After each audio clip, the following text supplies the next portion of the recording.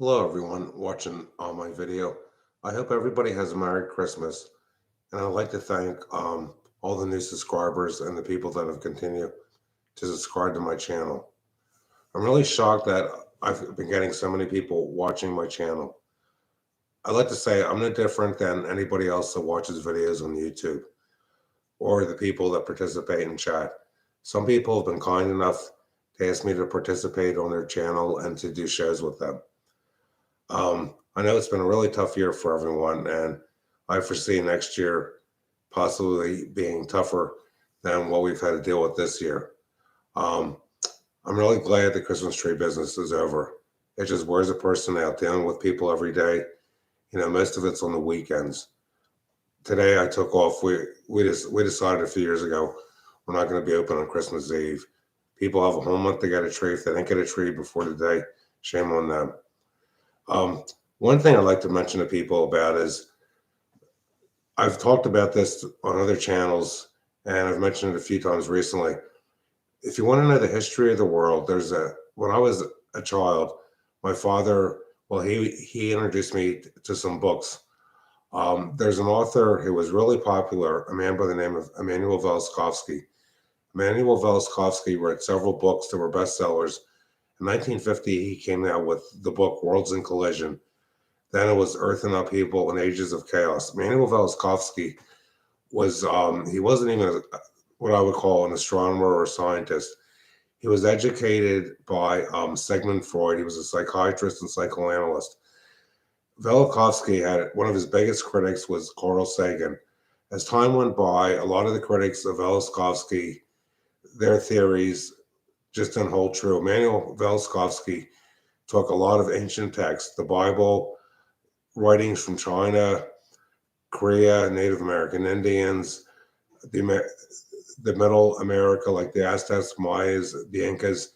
He constructed books about the history of the world, and he came up with theories about what happened. If you look at the Bible, just like the Great Exodus, there were things that were recorded by other ancient civilizations that happened all over the world at the same time. Just like when the Joshua and the walls of Jericho, um, where literally the earth stood still, the sun didn't set, and the sun didn't rise in other parts of the world. Velikovsky's theories people thought were off the wall. That he wasn't liked because he wasn't a member of the scientific community. But the older I get, more stuff is being proven. I suggest you. It's first of all, I read these books when I was about fifth or sixth grade. I had an unusual upbringing in my family that some people know about. My grandfather was the head of economics at Ursinus College. My father was a child prodigy teaching calculus and physics at a very young age at the University of Villanova. I My heart goes out to what my parents did for me in my whole life. You know, I Once I read the book about Velikovsky, I started questioning everything that we've been told in society our whole lives, basically the history of the world. But I urge people actually the original books. I only have one left. I think in my parents' old age, they accidentally threw out some of these books. There's a ton of videos on YouTube. Just do a search of Emmanuel Velikovsky. He just wanted to get to the truth.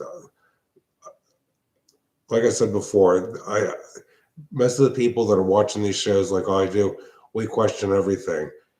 To me, it doesn't matter if the Earth is flat or the Earth is round. That isn't really what was discussed in Velikovsky's writings. It's more, the history of the world and how there's just so many cross references.